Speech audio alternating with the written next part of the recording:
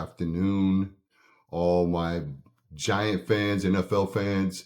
Happy to, well, it's not a happy day in a certain way because it's just the continuation of what has happened to us as a team, what has happened to the Giants organization, the decision-making process, and this is the end of a really bad decision.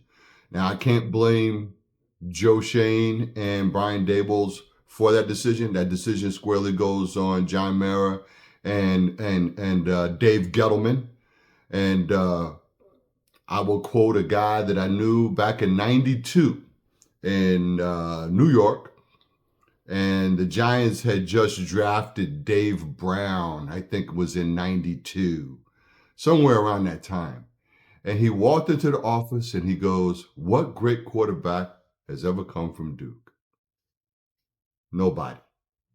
So Dave Brown, all the way around to Gettleman, David Cutcliffe, the Mannings, and now this 6-year car crash is finally over. And I think everybody is grateful. What will be interesting is who will pick up Daniel Jones. And you can rest assured someone's going to pick up Daniel Jones, without a doubt, And I think that when you get a chance to settle down, maybe sometimes you can benefit from a different situation. I feel like Daniel Jones will probably always be the guy that will be a backup. He'll never be a full-on serious NFL starter. He could prove me wrong with a different system. The word on the street is there's a possibility that he may end up in Minnesota with the Vikings backing up Sam Darnold, which would be, I don't know, I wouldn't say hysterical, but ironic to say the least, that a Jets and Giants quarterback that failed miserably on the East Coast are out in the Midwest. At any rate, where do we go from here? One, we circle and rally around this young man from New Jersey and Tommy Devito. If you don't know, he played for the University of Illinois. University of Illinois is Big Ten football. They have usually been at the bottom of the Big Ten because you've got Michigan, you got Ohio State, you got these two powerhouse teams that pretty much usually dominate the Big Ten picture, Penn State. So Tommy DeVito was successful to get the team to a bowl game. I'm pretty sure he didn't win, but if you look at his statistical performances from when he has played in preseason to playing last season to what his potentialities could be. And again, my biggest worry for him is having to constantly stand in the pocket in a static pocket. A static pocket is going away from NFL if you're going to be successful. Lamar Jackson, Patrick Mahomes, Jalen Hurts. I mean, the guy that is just standing in the pocket, throwing the football, and not being able to move the pocket, not having plays to move the pocket, it's almost completely over with. And one of the reasons why Cincinnati, with a great team, has not done well is because Joe Burrow is just standing up there in that pocket. He's got to move up, a little up, back, a little. Yeah, you got to have that feeling. We're in a new game. Your linebackers are so fast. They're so strong. They're so powerful. You have to design plays to get away from that rush and that pressure. This is the reason why Pittsburgh lost the game yesterday. And I took Pittsburgh on my pick because I said, hey, if Pittsburgh can confound and slow down the Ravens, surely they could slow down the Browns. The Browns had something for them, and the snow sure didn't help. And you definitely had a situation where why you weren't running Najee Harris right into the teeth of the defense when Myles Garrett, who literally looked like, this dude's arms, like he just got finished having a massive curling session with 200 pounds. That's how, this guy looked incredible. He was on fire. And when you ignite a switch in somebody, you'll see something happen. I say all that to say that maybe we can light a switch under all these players. And I look at a lot of different articles, Sports Illustrated online. I look at the New York Post. I look at the Daily News. I look at NewJersey.com. I look at all the different people that are making statements and talking about what is taking place with the Giants. And there's like a little piece that each person has that has a kernel of truth to it. And when you put all these points, which I call data points, together for anything that you're discussing, you start seeing a pattern of behavior. You start understanding the whys and the wherefores. So one guy I'm watching, it was Dan, not Lebitard, but the other guy. His name escapes me. I'm sure I'll remember as soon as I stop recording. And he was talking about the fact that the only reason why this is happening, I think Colin Cowherd said the same thing, is that this whole program has confounded and pissed off the Giant fans around the tri-state area so much. They are deeply concerned that they're going to have 20, 30, 40,000 seats empty in MetLife Stadium. And they don't want that to happen. And, if it was anybody else other than Drew Lock, I would say they were doing the number 2 guy wrong. But when Drew Lock came in to play in the preseason, and this was another thing I noticed that was not being discussed on some of these other sports shows. Did any of you guys see the preseason game with Drew Lock where he came in, made a couple of plays and boom, he was hurt? Matter of fact, it was their first preseason game against Detroit. I actually pulled it up on YouTube and watched some of it, but it was weird because it was such a short encapsulated version, you didn't see where he got hurt. And then Tommy Devito came in, and Tommy Devito remained because Drew Lock was hurt. Now, if you get hurt in vanilla play calling in preseason, and you get paid $5 million, and again, 3 or 4 different guys that are well known in the sports world said, why did you give Drew Lock $5 million? That's the money that you could have gave to Saquon. That might have been the difference right there. You could always pull somebody out of the USFL or from Canada, Canadian leagues, or even your NFL Europe if you have to, as a third stringer, just to have somebody on there before you give this guy $5 million to stand around. And I would say dollars to donuts. There ain't no way that Drew Lock is better than Tommy Cutlets. I would tell you that right now. Tommy DeVito right now is your best hope to get a spark, and that's why this is happening. All right? Of course, if you don't know, they have completely cut Daniel Jones from the team. Now, what I imagine happened over this 24-hour period, he talked to his management team. They said, hey, look, you know what? You can't be a 4th stringer after you were the 1st stringer and you're getting paid. You got $103 million between the 2 years so far. I think it's supposed to be, it was $40 million a year. So I think there was some other guaranteed monies, brings it up to $100 million. And all you had was one winning playoff game for 1 year, 2 years ago.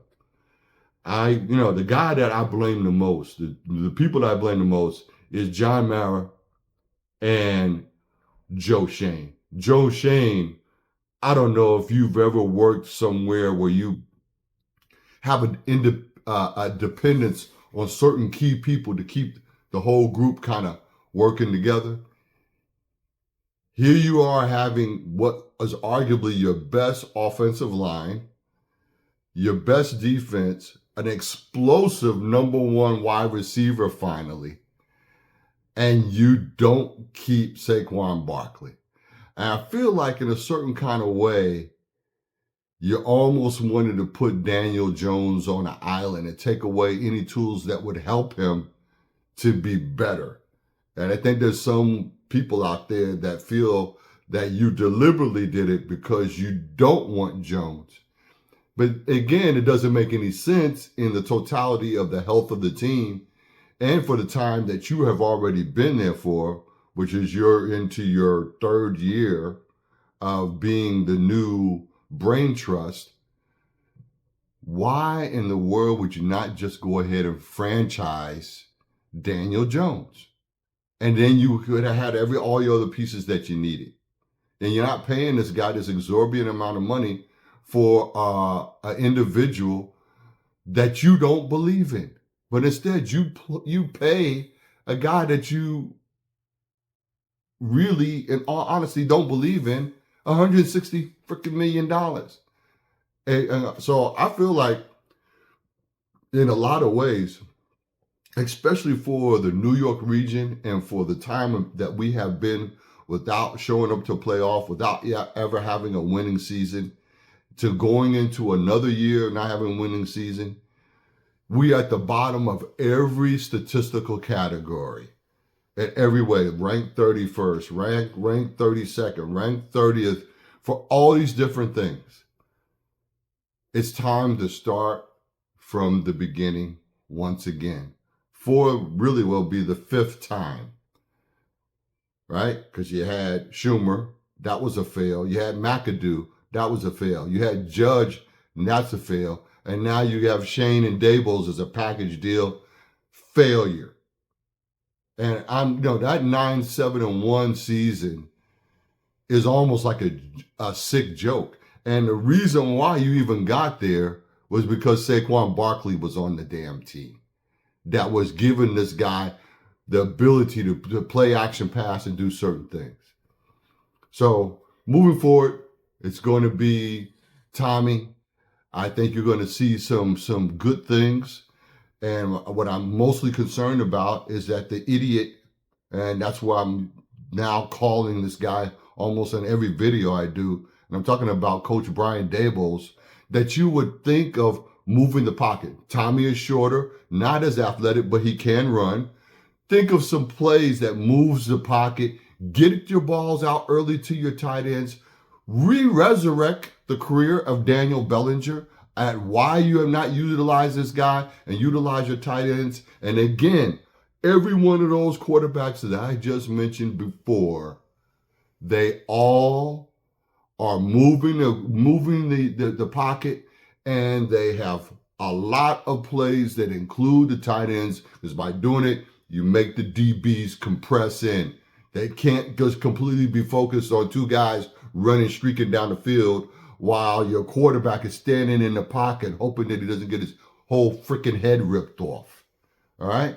I'm just tired of seeing the same thing happen over and over again. And no, I still don't like the fact that you called a flea flicker on 3rd and 1 when Tracy's running his ass off.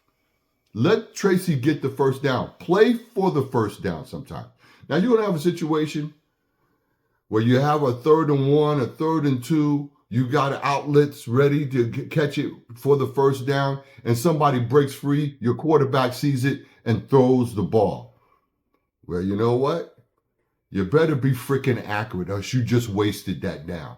It doesn't do me any good if the guy is wide open and you throw it all the way over his head, or throw it short, or throw it out of bounds. It's got to be accurate. It has to be strong. And that's development. So until you can get yourself into position, unless you're calling that play specifically, which would be in the 2 and 8, 2nd and 8, first down scenario, where you can send somebody on a go route and not waste it down, that stops you from getting the first down. And again, this is part of the DNA of the New York Football Giants for years. You Coughlin, Bill Parcells, coach in 2000, can't think of his name right now. God rest his soul, he passed away. Was a damn good coach. Got us to the Super Bowl where we were badly defeated by the Ravens. Uh, Great coach, but every one of those situations we had a game plan that went and tried to run that clock. When you start getting 10-minute drives and you got some powerhouse quarterback across the field that you're playing against, you keep them exactly where the hell you need to keep them, on the bench. You wear down the defense. You start utilizing your different weapons. You have different configurations around your quarterback. Not the same I formation that's from, I don't know, Division 3. So I'm hoping and praying that first of all, Tommy might even do a little bit of audibilizing, have recognition that something is getting ready to happen. I read an article in SI where the writer really broke down each and every play that he was successful in and how he was actually better than Jones and having recognition of what the defense is doing. So my guess is, being the type of personality that he's got, he's very well liked dude and he's a real East Coast guy. I'm thinking that what's going to happen here is we're going to get a little bit of fire and a little juice going on. I'm hoping that Thibodeau someday will come back. He's been gone for like 3 games so far. My understanding is that Dexter Lawrence might be a little hurt, so he might be questionable. I'd like to see that defense back and firing again. I'm hoping because we had the time off on the bye week that people got rested up and we're going to be ready to go. I want to see Jalen Hyatt on the field. I want to see Tommy throw to the tight ends first and foremost. I want to see him throw to the backs. I want to see some screen plays. I want to see some draw plays. I want to see when you got a powerful defense that you're going against, that you do a rollout and move the pocket, let Tommy and a tight end or a wide out move with him, and you see the success that different teams are having by doing that. Mahomes does it all the time. And I don't expect any of these guys to play to that level, but I expect for you to copycat what you see is successful, and what's successful is moving the pocket. So it's a new day for the Giants in a certain way, and nobody will ever admit to tanking a season. And I don't think that Mr. Mara wants to see that happen. I like to think better of him, that he would, want to see the team play to its best ability in each and every game. I feel that that's the case, and we're going to see going forward what's going to happen with the New York Football Giants and Tampa Bay Buccaneers. I got more coming at you. Got some history of the Giants and some of the people of the past. Want to shout out to one of my greatest and most favorite players that does a show called Believe, BLEAV, with Bob Papa, and that's the great Carl Banks. You guys should look up that show because it gives a sober analysis of what is taking place. And I can feel a little bit as low-key and stoic as Carl Banks is. I watched a video of him today, and I see like a little smile on his face at the idea of Tommy being more successful than what anybody gives him credit for. Every once in a while, you get a guy who comes. He's an undrafted free agent, and hunger, a need to eat, a need to have a delicious cutlet makes you stronger. So I hope and pray that Tommy does better than what anybody expects, and we can have a little bit of excitement to finish the New York Giants year, which has been god awful. And it didn't have to be, but Joe Schoen made sure that it was by his decision-making process. And if I have to make a choice between Brian Daboll and Joe Schoen, I'm 86 in Joe Schoen without any reservation whatsoever. And there's several different articles in the Google sports area saying that the people in the locker room do not like that guy. They do not like him whatsoever. Daboll's probably maybe you the head coach, you have some passion and whatnot. Maybe they still feel a certain way to work and play under you.